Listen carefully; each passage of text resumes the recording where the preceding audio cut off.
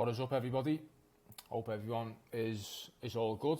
So, the long-awaited how to create a push session. Now, what you need to do first, I'd advise everybody before watching this, you need to go back and watch a couple of videos ago where I talk about running a push-pull leg split and the benefits of doing that and how we can maneuver our training days around. Because if you watch that video, this will all make more sense. If you come in and watch this video without watching that from a couple of weeks ago, this won't make as much sense. So I'd urge you to, if you haven't watched that, stop this, go back, watch the creating a push-pull legs video and then come back to this, okay? It will just set you up to show him more information and get more from it. Right, so push session. Now again, this is going to be part of the push-pull leg split. Now let's get into it. So what is a push session? Now this should be pretty obvious, but I know some people like to include quads in a push session. I don't particularly like to do that in this type of setup. So what is a push session? Chest, delts, triceps, okay? We're using all of those muscles, some of them in synergy. There's going to be a bit of crossover between movements. Some movements you're going to be working the pecs, delts and triceps all together. So it's basically a push session using all of those muscles. So it's going to vary from person to person in terms of how many chest exercises, how many shoulder exercises, and how many tricep exercises you're going to need. That is going to massively depend on your physique in itself, your strengths, your weaknesses. You could have a very, very strong chest that overpowers your physique, so you might not need as much chest work. You might have lagging medial delts. Your triceps might be very, very small or weak, so you need more directed work on that. So you have to take that into account. These recommendations that I'm going to give us in the next slide or two, they are a skeleton to sort of go off, and you will have to manipulate things for your needs, your body type, and as I say, your strengths and weaknesses. So we're going to have a push A and a push B rotation. So the idea is we're not going to use in the push A, we're going to use different exercises than the push B. So it gives us two push sessions, and we have two avenues of progression with two batches of exercises. You will run push A, and then you'll run push B, and then you will come all the way, circle back around to push A again, and then push B. That's how we'll work. And as you know, the basis of our training plan or a successful training plan is progressively overloading over time, and we're looking for our plus ones in forms of an extra rep, an extra 2.5 pounds, 2.5 kilo, moving things with better technique. And every time we come back to our push B, push A, each time we're looking to try and keep stepping forward with these batches of exercises that we've got. Now, going into the actual push A and push B day that I've got laid out next, I'm going to be assuming that we're just taking everything to failure. I'm not going to start talking about leaving reps in the tank or pushing to failure.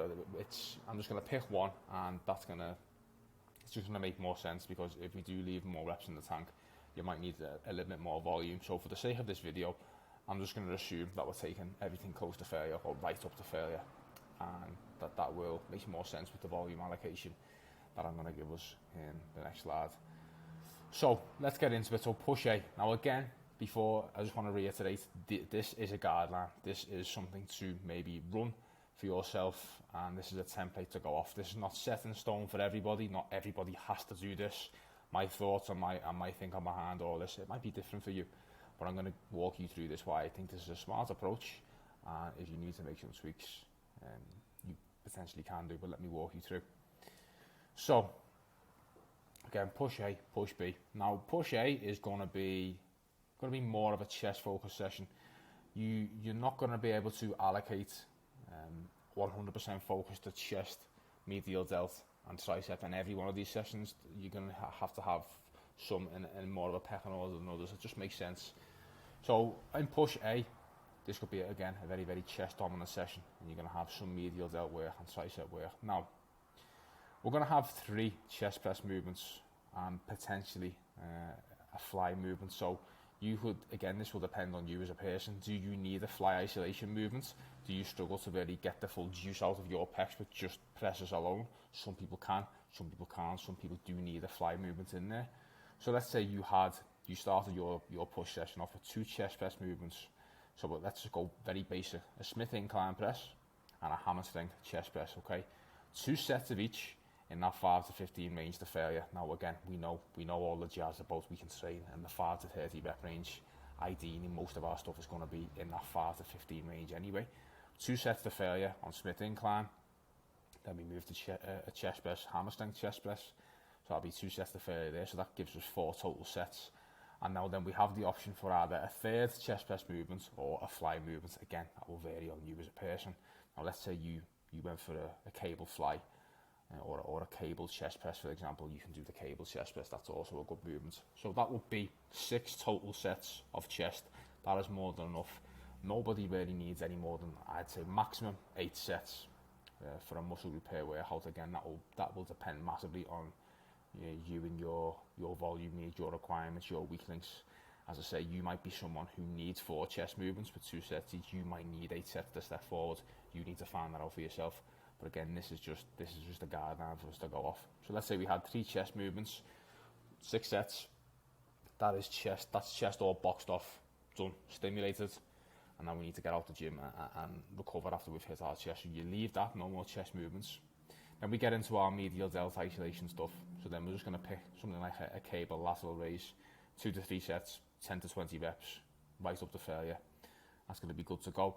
And then we're going to go into tricep work. Now we want something that's going to work the tricep in the shortened head or the shortened position, which would be something like a tricep push down, a push down machine. It could be a single arm push down, whatever it may be.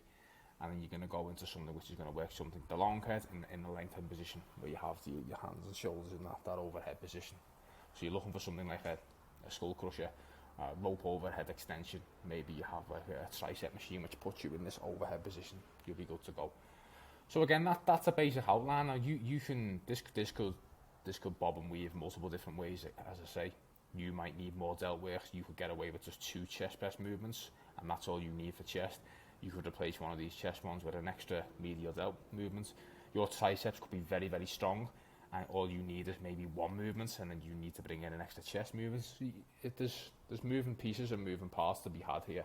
But again, this is just a decent skeleton for you to go off. So again, that would be push A. And then push B would just be very similar, but just a little bit of a different rotation of movements. And now push B potentially could be more of a shoulder focus session, so you might drop a chest movement and you have more another overhead press variation in there to really try and target it a bit more front and medial delt. That's high in between those two. So again, 2 chest press movements in the 5 to 15 range. It could be a dumbbell press, an incline press, close grip bench press. So again, that'll be 4 sets for your chest, and then you might move into more of an overhead pressing variation. So again, could be a shoulder press machine. And then more medial delt isolation. So you can see in this session you're allocating a little bit more of your work towards vertical pressing, more delt focused. But don't be mistaken as well. All of these movements, dumbbell incline, close grip bench, that's also going to work your front delt tie-in massively, and your triceps. There's going to be a bit of an overlap between everything. Never forget that. So after you've done more of your shoulder focused work here, then you get back into more tricep stuff. Again, something that's going to work the short head and the shortened range. Again, another push down variation, and another long head movement. Again, could be an overhead extension tricep machine that works this position. So again, pretty basic. Now you probably think, what about the rep ranges? Again, as I say, anything in that 5 to 30 rep range taken close to failure. I personally, from my personal experience and a lot of feedback from a lot of other people, medial delt work, it just doesn't respond very well in that 5 to 10 rep range. Higher rep ranges just feel better with that. Same with tricep work. I don't really feel good with tricep push downs or skull crushers in heavy 6 to 8. It just doesn't feel good to me. I'd rather go in that 8 to 20 range, a little bit more higher rep. I just think it feels better on the joints. And again, that's a very big factor in picking your rep ranges too, is joint integrity. Even if you do have a good setup, I think some movements just lend themselves better to being in a different rep range. Right, so that's the push sessions. So again, just a closing thought. You have to experiment for yourself. Volume requirements, exercise selection will all be suited to your needs, and you're gonna have to get in there and experiment for yourself. These are some guidelines to go off. These will put you in good stead. It's not like you're gonna be following some bullshit or some absolutely awful program. This will put you in good stead, and you'll just have to make some manipulations and move things around, move some pieces around to suit you 100% spot on. So that's the video. Let me know what you think, and keep an eye out for the pull video and the legs video, which will be coming soon. I'll talk to you in the next one.